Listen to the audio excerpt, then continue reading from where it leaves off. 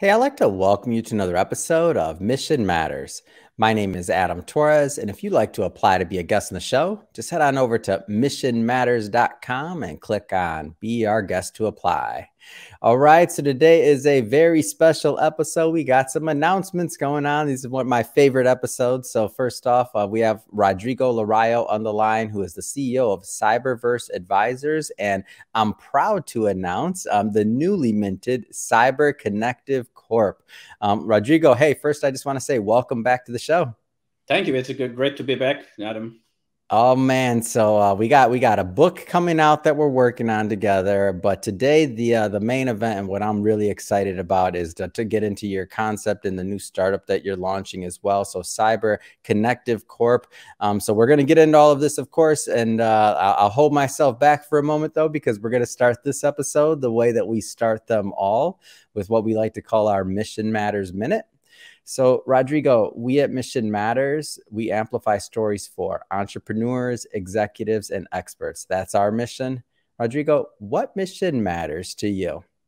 Well, in one word, the mission that matters to me is technology and the intelligent use of technology. I think that there's nothing, and I'm biased, of course, but there's nothing more important and more crucial and critical for our society than technology and the intelligent use of technology. Technology, like so many other things, is a tool, and it can be used for the good and can be used for the bad. And for me, my mission is the intelligent use of technology and ensuring that the technology is used for the good and for the progress and the advancement of our society. Yeah, that's great. Love bringing mission-based individuals and entrepreneurs on the line to share their mission, why they do what they do, how they're doing it, and what we can all learn from it so we grow together. So great having you back on. And I know we had this script and all these other things we were going to go through, but man, I can't wait. So Connective Corp, like, tell me the story. I know we've been talking about this for a while, but let's just start with that one. Like how'd this come about? Well, it's really a long story in the making, right? I think we talked and you interviewed me probably about a year ago. Yeah. And this idea was already germinating in my head. And, coming and having left the corporate world in early 22, that idea was germinating in my head in terms of the intelligent use of technology and the advancement of our society with technology. And, it always takes longer than you think. I think when we talked about here, next month I'll get it done. And here we are a year later, and it was, 30 minutes ago that we finally coined the name of the company. I'm sure you've been in some of these meetings where you're talking with your lawyers and you're incorporating the company, and they go like, that name is taken. You need to come up with a different. And then it was like back and forth, and then suddenly Connective, and then touch on the computer. It's available. Do it. Oh my gosh! So Connective Corporation, it's going to be incorporated this week, and it's all going to be about the intelligent use of cybersecurity. Connective Corporation, the idea of the Connective Corporation is really all those connections, all of that data, all of the information that exists in the corporations in the world, and the finding of the needle in the haystack, and understanding what is wrong with the environment, what is wrong with the cybersecurity. And this technology allows you to pinpoint and find what needs to be fixed in your in your environment to increase your cybersecurity and safeguard your organization. It's great. And I know, so one of the concepts that we've kind of talked about is this idea of, we know the CISO, so the Chief Information Security Officer, but that concept of like bringing virtual capabilities maybe to the seat into other companies. Like, maybe tell us a little bit more about that and that concept. Yes. So, I was a CISO for about 7 years for a very large global corporation. Before that, I spent many years as a CISO in the financial world, and it's a very uncomfortable world. You know, there's this meme about this. How do the C-level sleep? And then you have the CEO, and he's sleeping on his side, and the CFO, he's sleeping on the back, and then you have the empty bed, and this is how the CISO lives, sleeps rather. So it's a very difficult and uncomfortable situation. So the CISOs need all the help that they can get. And the idea is that we can, through technology, and you know, obviously it's very fashionable to talk about artificial intelligence right now, but we have evidences in the interview that we recorded a year ago that I was already talking about AI and the use of AI, the creation of this virtual CISO to help the CISOs in the organization, and also because this is part of the missions matters. What matters to me in terms of my mission, because large organizations, they tend to have deep pockets. They can hire high level and high good CISOs. What about the small businesses? What about the medium businesses that they can't afford a CISO? So I think that that's where technology can come in, and that's where AI can come in and start providing to smaller organizations that perhaps cannot afford a full-time CISO, but they can afford a virtual CISO. And my organization is also about the fractional CISOs. But I think that the virtual CISO and the intelligent CISO is actually even a better solution for a small business, and can act as a sounding board for the CISOs of the large organizations. So the mission is really to bring AI into the CISO world. And I have some questions on that, but before we get into that, I think probably we should spend a little bit of time on so that people understand the fractional side of things too, is the CyberVerse advisors and what you're doing there. So maybe talk a little bit about that before we dig deeper. Yes, and you know, I spent 20 years in the consulting world. Worked in finance and in many different industries as a consultant, and then I spent about 10 years working as a CIO and a CISO. So although I've done the work of the CIO, I've done the work of the CISO, you know, the advisor and the consulting, that's in my bloodstream.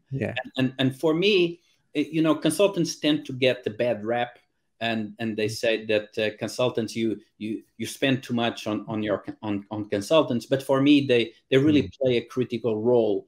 So for me, the fractional CIO and the fractional CISO is something that of a underutilized resource for many organizations, organizations that might not have the means to have a full-time CIO or CISO, but definitely can and should be able to have in their ranks somebody at that level that can provide and support at the strategy level. And that, for me, is really a very critical mission that consulting organizations can play to provide fractional cybersecurity executives to organizations that are in need. Yeah. And the way I see it now is like, and I was trying to kind of wrap my head around your model and what you were doing. And I feel like, you know, other positions, maybe in the C-suite or otherwise or even just departments overall, like they've kind of gone through some of these transformations. I guess the closest example, just off the top of my head, would be maybe like the CFO, right? Like some certain companies that maybe they're not quite big enough yet to have a full-time or the type of CFO they want, but they need support for their internal staff. So maybe they hire some fractional services or consultants to help lead the direction of the finances and otherwise. And then maybe there is some type of, you know, well, of course there is other types of technologies and things that they're using to support the functions of both the fractional CFO and also the internal staff that are actually managing the day-to-day work. I'm trying to make sense of all this. Does this kind of apply to what you're doing, except on the technology side of things, specifically around the CISO's role? Am I kind of off on this, or like help me with that? No, you're not off. That's exactly what I talk about when I talk about the fractional CISOs, the fractional C-level executive. Unfortunately, as I said, it's underutilized by organizations. It has a bad reputation in the marketplace, but I think it's undeserved. I think that organizations are much better served by having access to a C-level executive that has the experience of being a C-level executive. So if they can't afford a 100% CISO, it's better to have access to somebody that can guide the staff than try to identify within the staff somebody that to play that role, but doesn't have the qualifications for it.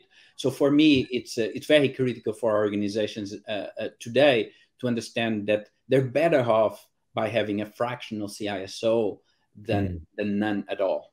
Yeah. And I know, and you mentioned obviously your background, your consulting, and your tenure with, working with large corporations and large companies. So I know one of the things that you're also, highly involved in is advising VCs and really the C-suite just in general on technology moving forward. How did you kind of how did you get into that piece of things once you maybe, let's just say, exited the corporate world and began your entrepreneurial journey? Like, how did all that take place? It was when I was, before I was at Laureate as a CISO, CIO there. I played a role internally on my previous consulting company. I played a role as part of the due diligence team for the M&A group. So when the corporation wanted to acquire new companies, I was part of the due diligence that would go and evaluate the company, and I was in charge of evaluating them from a technology and cybersecurity perspective. So when I left Laureate last year, I always thought, well, that was something that I really enjoyed, and when I started CyberVerse Advisors, that was something that I told to myself, well, here I am, 30 years in the corporate world. I'm now starting my own business, and maybe this will lead a little bit for us to talk about the theme of the book that is coming. But it's really about ensuring that you have a good work and life balance, and making sure that you are doing what you like and what you enjoy. So that was the question that I asked myself: what do I want CyberVerse Advisors to do? And that was something that I thoroughly enjoyed. I made a point of getting involved in those areas. Yeah, and I know some of the organizations or things you work with, often like the Alchemist accelerators. So you work with different accelerators, ECN. Tell me a little bit more about the work and kind of how you really just dove into this whole field. Yeah, it's interesting. I dove in at the wrong time. because we all know what happened in 2022, where with the crisis in the financial markets. So kind of all the funds available for venture capitalists and private equity funds kind of took a dive. So that's why I jokingly said that I got involved at the wrong time, because the money was not flowing as it was in the previous years. But that's really what I got involved, because my function actually, I say that I got involved at the wrong time. I probably should say it's at the right time, because when there's plenty of money to go around, you kind of invest in everything that moves. But when the money is not readily available, then the function of the advising and identifying the good startup from the bad startup, the startup with the high potential with a startup from the low potential, that's when there's not so many funds available, that becomes extremely more important and valuable. And so trying to understand, trying to judge, yes, this is a high potential startup versus this is Mm. a startup that has either too much competition in there, trying to go into a market that is not going to grow. That becomes a mission that matters Yeah. more. What's one of your favorite things about kind of working with these accelerators and just evaluating these new companies? Because to me, I mean, I get to have conversations like with individuals, like, and for the record, I mean, come on, you launched, I think we're one of the first people outside of your lawyers and yourself that, and the people in the room that you've already talked to in the last, since coming on the show, but we're one of the first people to know the name of your new company and your new startup. So I love being a part of this. This is what gets me excited and fired up. What excites you about working in this community, in that startup community, and evaluating these companies? It's the I had a colleague back at Lloyd that always used to say is the conversation of the possibilities. What really excites me about being in this world it's a conversation where everything is possible, where you are literally daydreaming. And for me, that's critical. That's we can't live without dreaming. I've always been a very ambitious person. I've always been a very there's no challenge that I ever said no, and I always raised my hand to face a new challenge. So being involved in those startups, being involved in those big ideas, and what we can turn it into 10 years from today, for me, that's really what really drives me, is really drafting those ideas, imagining those concepts, and then taking them to bringing them to reality. Yeah. What do you like about working with the VC community, like specifically? I mean, just the people that are actually deploying the capital. I feel like that has to maybe even provide some unique insight to the way that they're thinking as well on that side of things. Of course, you're bringing the technology standpoint and ultimately kind of hopefully validating or saying, giving your opinion either way on the technology side. But anything specific that stands out, like working with the VC community? Yeah, it's a very interesting question, right? Obviously the VC community can have a very bad reputation, right? Yeah. It's the financial world. Unfortunately, the capitalist system is the least worst of all the systems. I love the way you put that. So for me, you can view all the defects and the problems that capitalism has, and you can say, oh, VCs are only in it for the money. Well, yeah, that's true. They're only in it for the money. But that's what really unlocks our future. Without the VCs, without that investment, we wouldn't have Google. We wouldn't have Airbnb. We wouldn't have all of those big companies that I think we can all agree that brought something to our world and to our society that is positive. So yes, they're in it for the money, but they're also what allows dreams to become reality. Yeah. Well said. And I guess the same kind of, we've talked a bit about the VC side of things, but I know you also work actively with the C-suite and other large companies that might be looking at, acquiring new technologies or expanding, or a lot of different things, or testing ideas that they're currently working on internally, like a lot of different ways to kind of slice that one. Like how does that all take place? Like, how do you kind of get in a company and work with the C-suite for those larger corporations? That's also the continuation of bringing dreams and visions to reality. Yeah. We know that in the world today, it's very difficult to what as they call it, to grow organically. So companies are always looking at acquisitions as a way to grow. And for example, they don't get a lot of credit. They don't get a lot of publicity around it.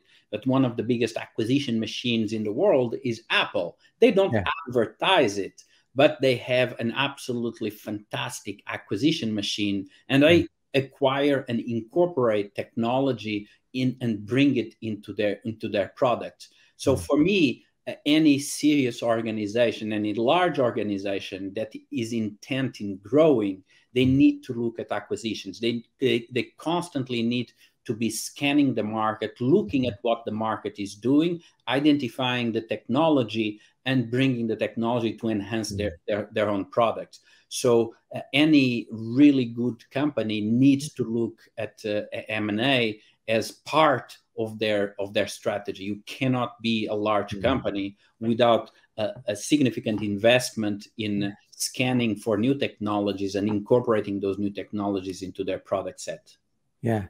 And one of the things, so just kind of circling back to something that you mentioned earlier about like the fractional model and how all these things work, to me, I've always been a big fan of the fractional model because I guess, well, for one, because we've used it internally, but as a company, but also, and I see the benefits, but also it just kind of, to me, when you step back and look at it, it kind of makes sense from the standpoint of, when you have one individual that's, you know, in-house working, which is of course completely fine, but they're day in and day out working on your company. Of course, they may be looking to, you know, you send them to a conference a couple times a year. They subscribe to the industry newsletters. They do whatever it needs to be to keep their skills fresh and to stay like current on whatever's happening in the industry.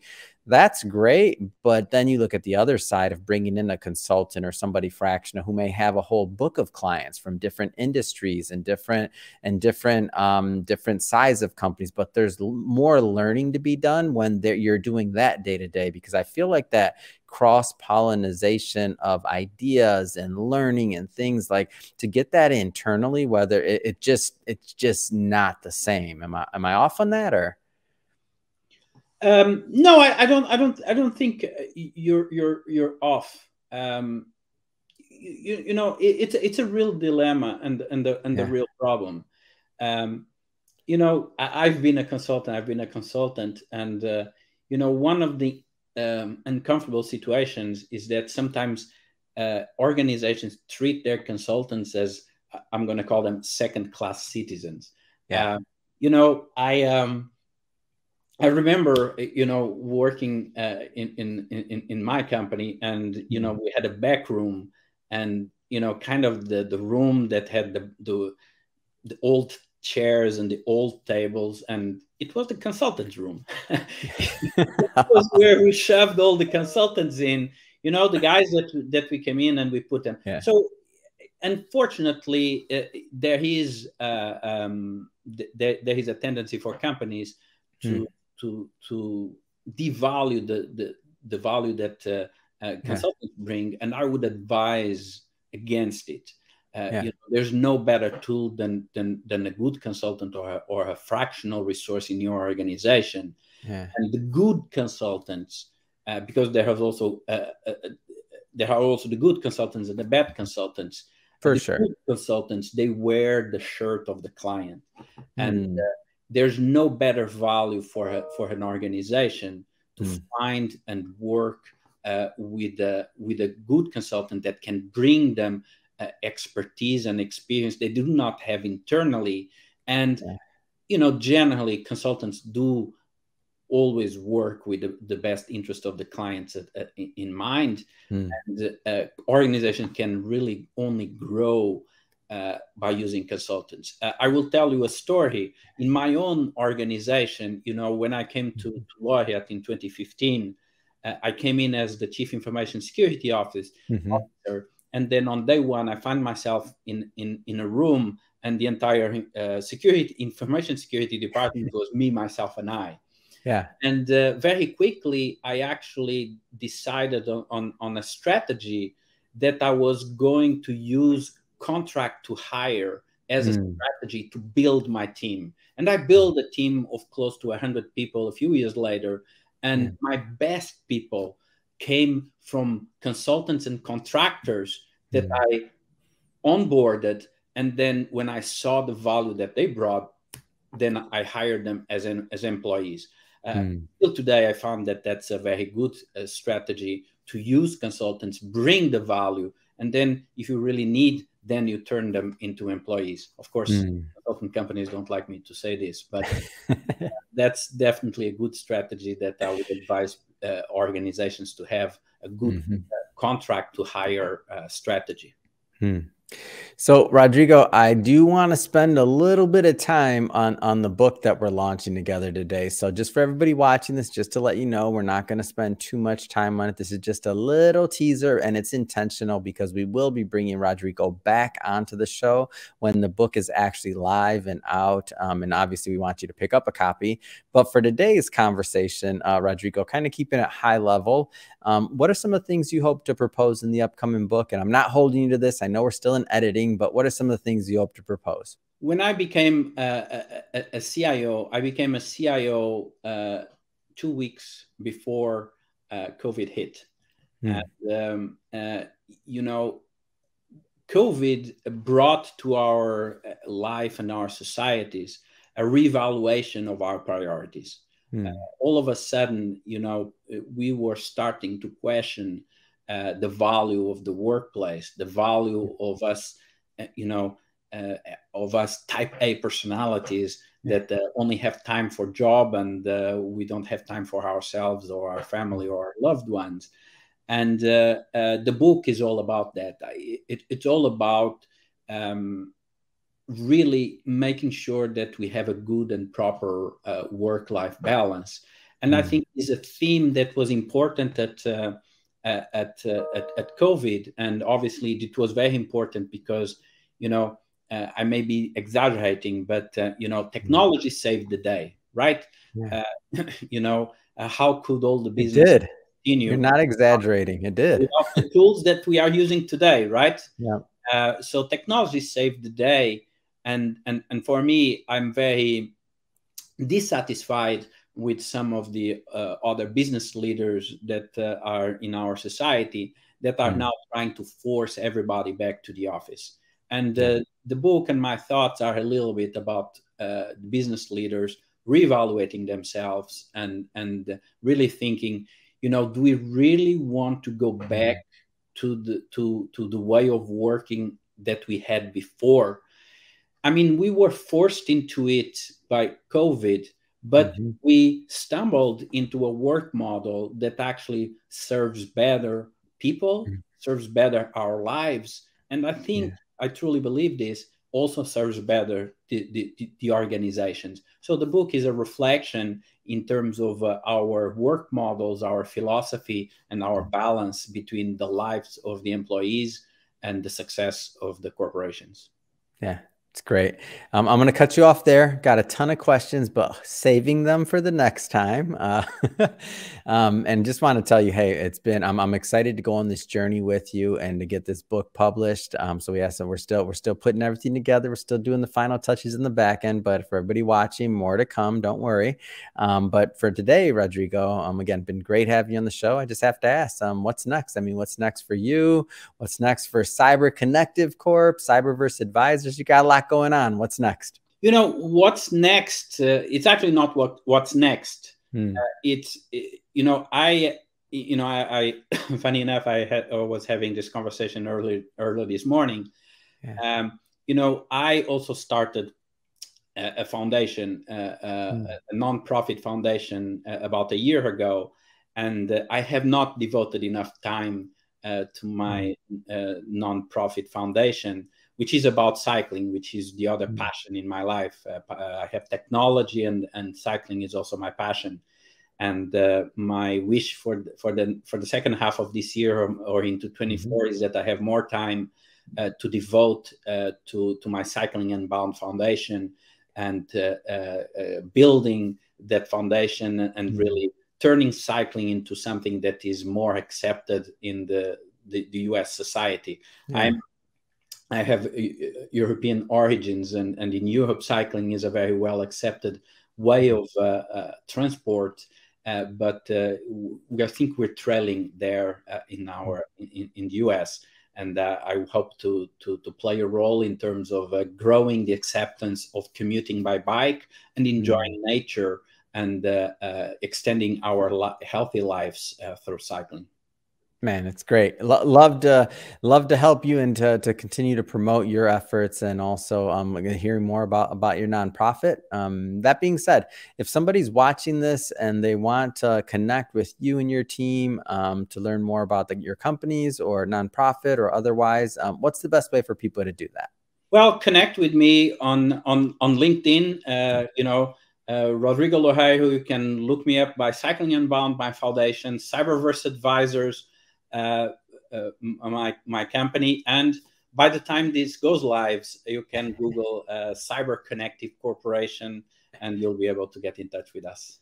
Oh, that's fantastic. And we'll put all that information, by the way, in the show notes so that our audience can just click on the links and head right on over, and definitely connect with Rodrigo on LinkedIn. Speaking of the audience, if this is your first time with Mission Matters or engaging in an episode, we're all about bringing on business owners, entrepreneurs, and executives and having them share their mission, the reason behind their mission, you know, why they do what they do and what we can all learn from that so that we all grow together. That's the whole point of this platform, is that we all want to grow together. If that's the type of content that sounds interesting or fun or exciting to you, we welcome you. Hit that subscribe button. We have many more mission-based individuals coming up on the line, and we don't want you to miss a thing. Rodrigo, really, man, appreciate you coming back on the show. Can't wait till the next time we get to do this again. Thanks again for coming on. Thank you, and talk to you soon.